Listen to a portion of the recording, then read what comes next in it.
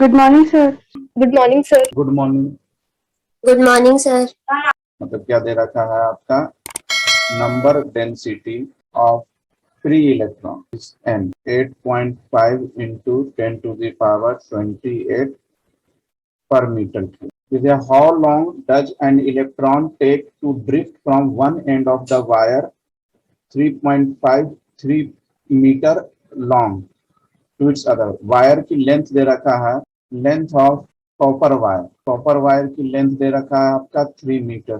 The area of cross section area दे रखा है 2 into 10 to the power -6 metre square and it is carrying a current दे रखा है आपका 3 एम्पियर। हाउ लॉन्ग क्या फाइंड आउट करना, how long does an electron can to drift from one end से दूसरे एंड तक, इलेक्ट्रॉन को ड्रिफ्ट होने में how long does an electron, मतलब अपने को क्या कितना टाइम लगेगा, टाइम आपको निकालना है वायर के एक एंड से दूसरे एंड तक जाने में उसका कितना टाइम लगेगा।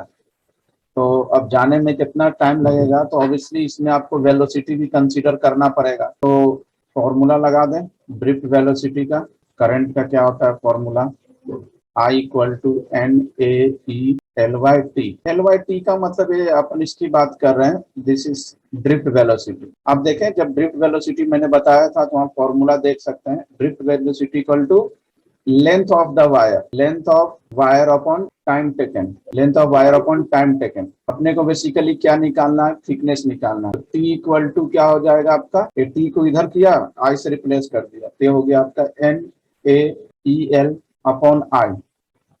अब सब वैल्यू रख दें, एन क्या है आपका, एन इज द क्या है आपका number of T into 8.5 into 10 to the power 28। Area क्या दे रखा है 2 into 10 to the power -6। Is the electron का charge 1.6 into 10 to the power -19 और आई क्या दे रखा है 3 और लेंथ अपन ने 3 मीटर रख दिया, अपने लेंथ आगे रख दिया एन। यहाँ अगर समझ में नहीं आ रहा है तो एक काम करते हैं लेंथ को इधर रख देते हैं। अब इसको सॉल्व कर लें, 3 से 3 कैंसल आउट। बताएं इसको सॉल्व करके क्या आ रहा है आंसर, आया किसी का आंसर, क्या है आंसर क्रिस? सिंपल तो है आंसर लाना, ये पावर है, ये अलग से सर हाँ sir 27.2 into 10 to the power 3।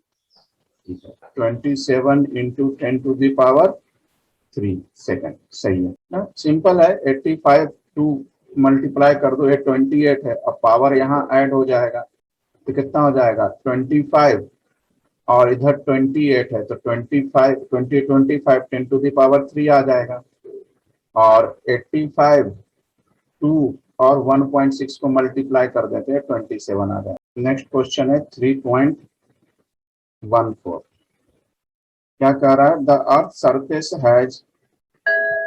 surface has negative surface charge density of 10 to the power -9 है ना, सरफेस चार्ज डेंसिटी आपका दे रखा है। तो surface charge density this is sigma 10 to the power -9 coulomb per metre square. ये अगर याद हो तो मैंने इलेक्ट्रोस्टेट में पढ़ाया था। The potential difference of 400 kV between the top of the atmosphere and the surface radius in a current of only 1800 ampere। तो करंट दे रखा है आपका 1800 ampere over the entire globe if there were no mechanism of sustaining atmospheric electric field, how much would be required to neutralize the earth surface। और radius of earth दे रखा है, question आप लोग देखते रहना, 6.37 into 10 to the power 6 metre. Surface area of earth, सबसे पहले एरिया निकालना, अर्थ का एरिया 4 पाई आर स्क्वायर, तो दिस इज 4 पाई, रेडियस दे रखा है 6.37 इंटू 10 टू द पावर 6 का स्क्वायर। इसको सॉल्व कर लेंगे तो आपका एरिया आ जाएगा। फिर आपका क्या दे रखा है, सरफेस चार्ज डेंसिटी दे रखा है, तो सरफेस चार्ज डेंसिटी का अगर याद हो फॉर्मूला मैंने बताया था, सरफेस चार्ज डेंसिटी का चार्ज अपॉन एरिया, इससे क्या निकाल लो आप, चार्ज निकाल लो, surface charge density into area. तो सरफेस चार्ज डेंसिटी क्या है आपका, this is 10 to the power -9। Area A निकाला, इसको सॉल्व किया, ये आंसर एरिया आ गया 5.09 इंटू 10 टू द पावर 14। तो this is 5.09 into 10 to the power 14। इससे आपका क्या आ गया, चार्ज आ गया। तो बेसिकली अपने को निकालना क्या है, टाइम निकालना है ना, टाइम निकालना है कि time taken to neutralise the earth surface को न्यूट्रलाइज करने में कितना टाइम लगेगा। तो करंट का फॉर्मूला आपको मालूम है, चार्ज पर यूनिट टाइम। यहाँ से जो चार्ज निकला इसको सॉल्व करेंगे तो सिंपल सॉल्यूशन से 5.09 सिर्फ पावर सॉल्व हो जाएगा, 10 टू द पावर -9 है और 10 टू द पावर 14 है, तो हो जाएगा 10 टू द पावर 5 कूलम। रख दिया यहाँ 5.09 इंटू 10 टू द पावर 5 और टाइम अपने को निकालना है और करंट दिया हुआ है 1800 ampere. This is time equal to 5.09 into 10 to the power 5 upon 1800 divide कर लो, तो this is the answer 282.77 second. Simple question था। नेक्स्ट क्वेश्चन है 3.15।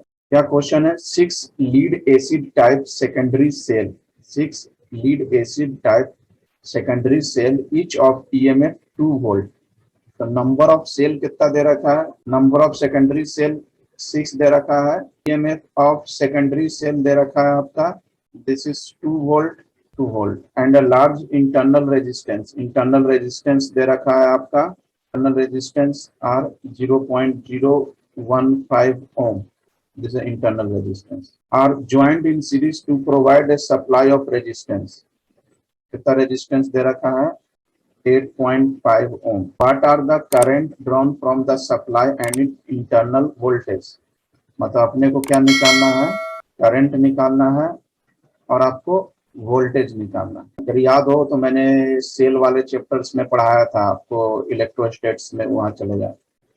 तो current equal to NE upon R plus NR। अगर नंबर ऑफ सेल दिया हुआ है तभी N से मल्टीप्लाई करेंगे, अदरवाइज मैंने E upon R plus R का फॉर्मूला आपको बताया था। N मालूम है आपको 6, EMF मालूम है 2, कैपिटल R है 8.5 प्लस N हो गया आपका 6 और स्मॉल r हो गया 0.015। तो सॉल्व कर लें और बताएं कि क्या आ रहा है करंट। फिर उसके बाद क्या निकालना है अपने को, इसके बाद ये हो गया, तो फिर इसके बाद आप टर्मिनल वोल्टेज निकालना, voltage this is V equal to IR। क्या आया, करंट आया किसी का वैल्यू, सभी लोग कल 1.39। हाँ सही है, ये आ गया 1.39, यहाँ रख दिया 1.39 और रेजिस्टेंस है 8.5। अब बताओ कितना आ रहा है, 1.39 में 8.5 से मल्टीप्लाई करेंगे तो सर 11.9। ठीक है, 11.87। हाँ सही है, 11.87 एम्पियर, या 9 भी लिख दोगे तो कोई दिक्कत नहीं है, उनका भी आंसर सही है। ये हो गया। इसके बाद क्या कह रहा है, एक तो आंसर आ गया है, व्हाट आर द करंट, एक तो ये आंसर आ गया, दूसरा आंसर ये आ गया। अब कह रहा है कि secondary cell after a long use, क्या कह रहा है, a secondary cell after a long use and EMF is 1.9 volt. Secondary cell को यूज करने पे अब आपका जो EMF हो गया वो हो गया 1.9 वोल्ट हो गया, and a large internal resistance of 380 ओम। तो what will be the maximum current, और लार्ज इंटरनल रेजिस्टेंस क्या हो गया आपका 380 ओम। तो अपने को अब क्या निकालना है, मैक्सिमम करंट निकालना है, drawn from the cell, put the cell driven the setting motor of a car। Maximum current निकालना दे दिया, तो मैक्सिमम करंट I, सेल का रेजिस्टेंस है ना, तो R हो जाएगा, स्मॉल r हो जाएगा। तो maximum current E upon R, this is 1.9 upon 380। बताओ क्या आया इसका आंसर, 0.005। 0.0005 0.005. एमपीएम। सही आंसर सही है। अब questions 3.16 two wire of equal length one of the aluminium and other the copper. दो वायर है, एक एल्यूमिनियम है एक कॉपर है, हैव द सेम रेजिस्टेंस, दोनों का रेजिस्टेंस सेम है, मतलब कॉपर का रेजिस्टेंस और एल्यूमिनियम का रेजिस्टेंस दोनों का सेम है। Which of the two wire is lighter, कौन सा दोनों में से कौन सा वायर लाइटर होगा। Hence explain why aluminium wires are preferred for overhead power cables. मतलब बड़े बड़े जो वो ओवरहेड पावर केबल्स होते हैं, जो अपने इलेक्ट्रिसिटी की जो मेन जो इलेक्ट्रिसिटी की जो मेन लाइन जाती है, माने रोड पे जो बड़े बड़े जो वायर जो मेन लाइन जाती है वो हमेशा एल्यूमिनियम की वायर रहती है। तो ऐसा क्यों। तो ये दे रखा है आपका एल्यूमिनियम की रेसिस्टिविटी दे रखी है 2.63 इंटू 10⁻⁻8 ओम। कॉपर की रेसिस्टिविटी दे रखी है 1.72 into 10⁻⁻8 ohm metre. And relative density of aluminium, aluminium की डेंसिटी दे रखी है। तो दिस इज एल्यूमिनियम की डेंसिटी दे रखी है आपकी 2.7 और कॉपर की डेंसिटी दे रखी है 8.9। तो पहला क्वेश्चन है कि कौन सा वायर लाइटर होगा और ओवरहेड पावर केबल से एल्यूमिनियम वायर क्यों क्रॉस करते हैं, तो सॉल्व करते हैं। तो सबसे पहले देखें एल्यूमिनियम का निकालते हैं, इसको एक तो अपन क्या मान लेते हैं, एल्यूमिनियम को अपन 1 मान लेते हैं और कॉपर को 2 मान लेते हैं। तो यहाँ अपन density of copper this is related D2, इसको अपन D1 ले लेते हैं और रेजिस्टेंस ऑफ इसको कर देते हैं R2, दिस इज R1। किसी को भी मान लें R1 R2 तो दिक्कत नहीं है। तो लगा दे formula R1 equal to ρ1 L1 upon A1 and R2 equal to ρ2 L2 upon A2। अब क्वेश्चंस में क्या गिवन है, R1 equal to R2 the given है, दोनों का रेजिस्टेंस। तो ρ1 L1 upon A1 ρ2 L2 upon A2। This is the copper को 2 माने ना, ये ρ2 है अरे ρ1 है। और लेंथ भी क्या दे रखा है आपका, क्या दे रखा है, लेंथ भी आपका इक्वल दे रखा है L1 इक्वल टू L2। तो L1 से L2 ये गया काम से, ये हो गया A1 अपॉन A2, ये हो गया ρ1 अपॉन ρ2, A1 अपॉन A2। अब इसका ρ1 और ρ2 की वैल्यू रख दो यहाँ पर आप 2.63 इंटू 10⁻⁻8 और 1.72 इंटू 10⁻⁻8। तो इससे एक कैंसल आउट, तो क्या आ जाएगा 2.63 अपॉन 1.72, ये आ गया रिलेशन एरिया का। अपने को बेसिकली क्या निकालना है, कौन सा वायर लाइटर होगा। अब कौन सा वायर लाइटर होगा तो माइंड में क्लिक करेगा कि सर निकालना क्या लाइटर का मतलब कौन सा, मतलब कौन सा ज्यादा हल्का होगा, और डेंसिटी दे दिया क्योंकि निकालना क्या कौन सा लाइटर है, मतलब वजन, और डेंसिटी दे रखा है। तो कहीं ना कहीं एक कौन सा फॉर्मूला यूज हो सकता है, density equal to mass upon volume, ये माइंड में क्लिक करना चाहिए। Density equal to mass upon volume. तो मास इक्वल टू क्या हो गया आपका वॉल्यूम इंटू डेंसिटी। तो दिस इज M1। M1 का मतलब एल्यूमिनियम की बात कर रहे हैं।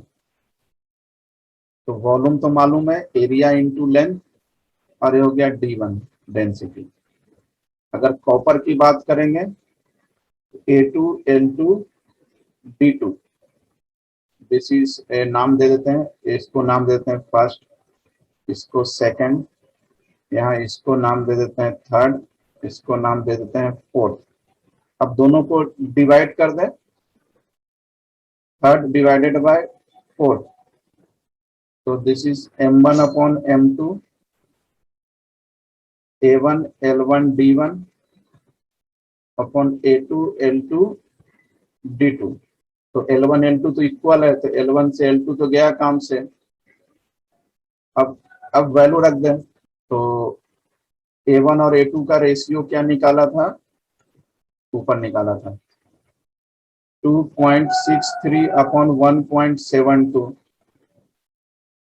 और रिलेटिव डेंसिटी क्या दिया हुआ था, एल्युमिनियम का डेंसिटी, तो दिस इज 2.7 इंटू 8.9 ये दे रखा। इसको सॉल्व करेंगे तो आपका रेशियो आ जाएगा 0.46,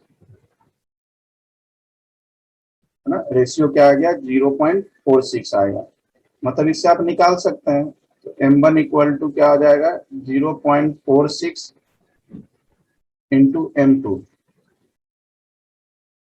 मतलब क्या होगा, aluminium is lighter, it is preferred at overhead. तो एल्यूमिनियम वायर क्या होता है, लाइटर्स होते हैं। अकॉर्डिंग टू इस मैथमेटिकल से भी हो गया कि एल्यूमिनियम वायर कॉपर के कंपेरिजन में लाइटर होते हैं, इसलिए ओवरहेड वायर में उसका यूज करते हैं। 3.17 करे, what conclusion can you drawn from the following observation on A register made of the alloy magnesium. एक टेबल दे रखा है ना, टेबल आप लोग देखें तब आंसर दे सकते हैं। टेबल्स में क्या क्या दे रखा है, आपका करंट दे रखा है, वोल्टेज दे रखा है, फिर अगेन करंट दे रखा है, और अगेन वोल्टेज दे रखा है V। तो अलग अलग करंट पे अलग अलग वोल्टेज दे रखा है। तो कह रहा है कि what conclusion can you drawn from the following observation on a resistance made of alloy manganin. मतलब एलॉय मैग्नीन का आपको रेजिस्टेंस बनाना है, तो उस पर क्या ऑब्जर्वेशन आपका होगा। अब इस टेबल में देखिए, वोल्टेज एंड करंट का अगर मैं रेशियो निकाल लूं, वोल्टेज एंड करंट का रेशियो ऑलवेज क्या आ रहा है, कांस्टेंट आ रहा है, क्योंकि यहाँ अगर करंट 0.2 है तो वोल्टेज है 3.94, करंट है 0.4, ते हो गया आपका 7.87। ऐसे कर करके अलग अलग करंट पे वोल्टेज दे रखा है, और इसको इसकी वैल्यू हमेशा क्या आ रही है, कांस्टेंट। जरा डिवाइड करके बताओ, एक दो, जैसे 3.94 अपॉन 0.2 क्या आ रहा है,